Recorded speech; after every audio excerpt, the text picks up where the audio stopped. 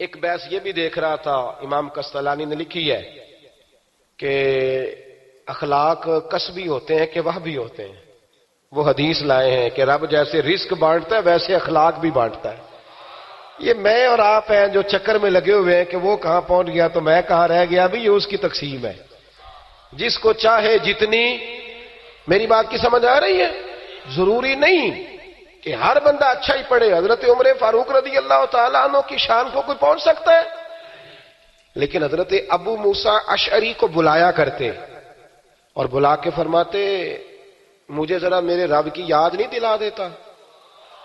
اور عرض کرتے حضور آپ کو رب بھولا کب تھا؟ فرمایا نہیں یار تو قرآن بڑا سونا پڑتا ہے، تو اس طرح کر تو مجھے تھوڑا قرآن سنا. تو حضرت ابو موسیٰ اشعری کہتے میں سناتا جاتا وہ روتے جاتے، میں سناتا جاتا اور وہ دیر تک روتے رہتے قرآن پاک سن کے، دیر تک روتے، دیر تک. ذوق تھا نا، شوق تھا، قرآن پاک سے دل لگ گیا، طبیعت لگ گئی. اور میں نوجوان جو کالج اور یونیورسٹی کے نوجوان ہیں ان کے ذہن کو اپیل دینے لگا ہوں. قرآن مجید میرے نبی پاک علیہ السلام کا سب سے بڑا معجزہ ہے. یہ جوانوں ذرا غور کرنا میری بات پر.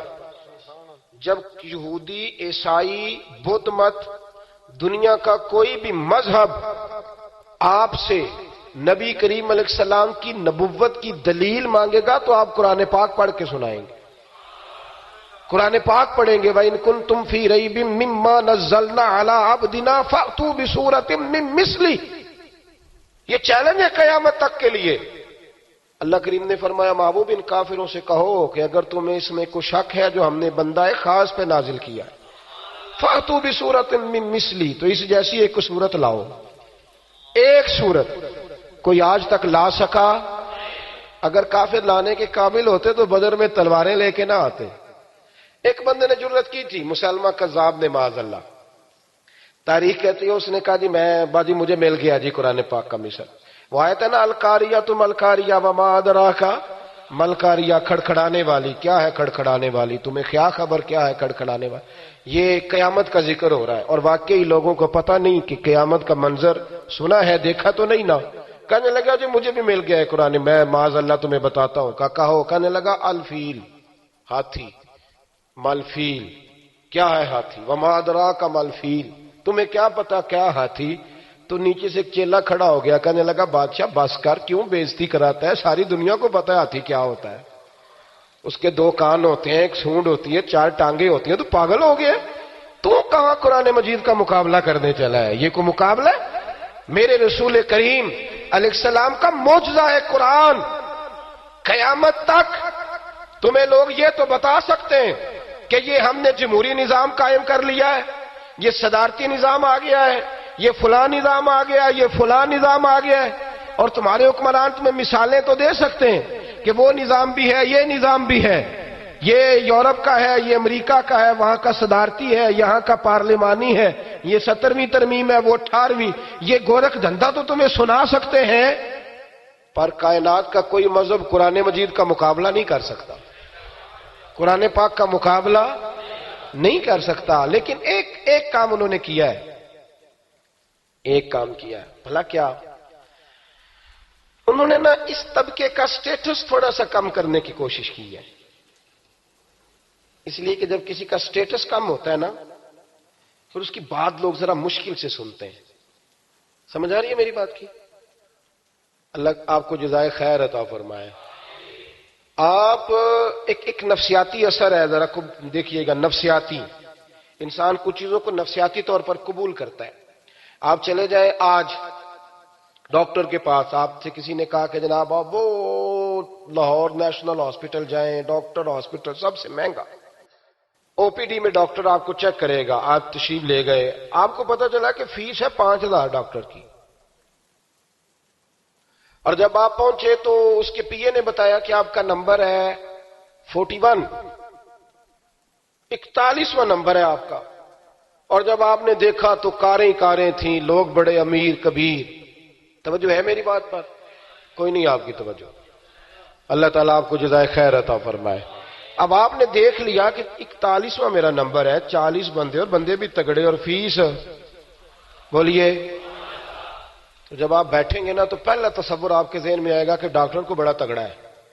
ایسے ہی ہے؟ صحیح کہہ رہا ہوں؟